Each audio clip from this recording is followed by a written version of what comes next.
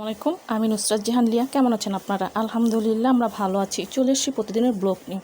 আজকে চলে এসেছি কচুরমুখির ভর্তা। আসুন দেখাই, শেয়ার করে আমি কিভাবে কচুরমুখির ভর্তাটা বানাই। ওর মধ্যে প্যান বসিয়ে দিয়েছি, প্যানেতে দিয়ে দিয়েছি তেল, দিয়ে দিয়েছি কচুরমুখি,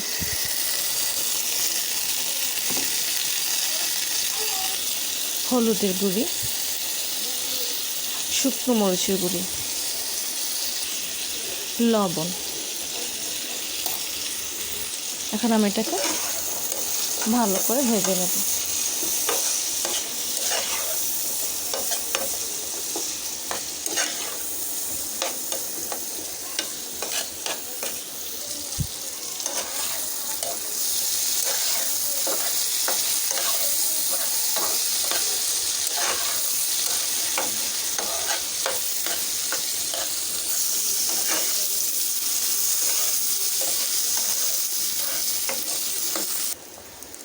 কচুরমুখিটা একেবারে ভাজা হয়ে গেছে, আর এই ভাজার মধ্যে সিদ্ধ হয়ে গেছে। আমি কিন্তু একদম এই দেখুন পাতলা পাতলা করে কেটে দিয়েছি। পাতলা করে কেটে দিলে এটা ভাজা হবে, আর ভাজার মধ্যেই তাড়াতাড়ি সিদ্ধ হবে। তো এটা সিদ্ধ হয়ে গেছে, এখন আমি এটা নামিয়ে ফেলব।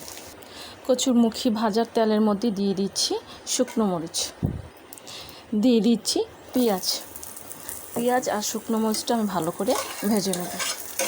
এই তেলের মধ্যে কিন্তু ভাজা হয়ে যাবে। পেঁয়াজ আর শুকনো মরিচটা ভাজা হয়ে গেছে। আমি যেহেতু কচুরমুখি ভাজার মধ্যে শুকনো মরিচ গুঁড়ো দিয়েছি, এই জন্য এখানে আমি মরিচটা শুকনো মরিচটা কমে দিয়েছি। তো আপনারা চাইলে এর চেয়ে বেশিও দিতে পারেন। পেঁয়াজ আর শুকনো মরিচটা ভাজা হয়ে গেছে, এখন আমি এটা নামিয়ে ফেলবো। এখানে নিয়ে নিচ্ছি কচুরমুখি, আর হচ্ছে ভাজা পেঁয়াজ, আর এই হচ্ছে শুকনো মরিচ। এখন আমি এগুলো একটু হাত দিয়ে ম্যাশ করে নেব, সম্পূর্ণটা একদম ম্যাশ করে নেব।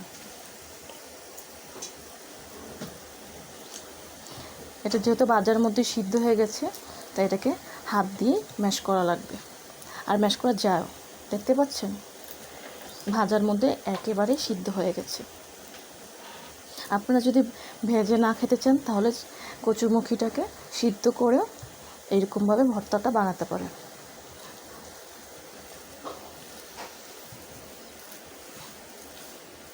একেবারে ম্যাশ করা হয়ে গেছে। আর এই হচ্ছে পেঁয়াজ, আর এই হচ্ছে শুকনো মরিচ।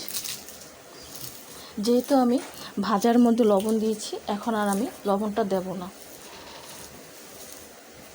ঝালটা আপনারা চাইলে এখানে আরও দিতে পারেন।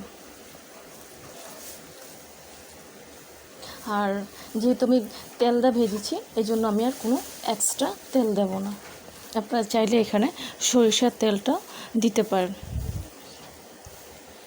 এই তো একেবারে হয়ে গেছে।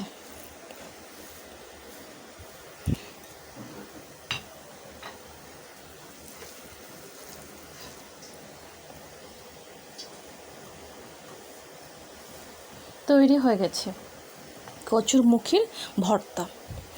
ভেজে কচুরমুখির ভর্তাটা একেবারে রেডি। আমি আবারও বলে দিচ্ছি, আপনারা চাইলে এটাকে সিদ্ধ করে খেতে পারেন। ভালো লাগলে কমেন্টস করে জানাবেন, সাবস্ক্রাইব করে দেবেন, আমার পাশে থাকবেন, আর আমাকে অনেক অনেক সাপোর্ট করবেন।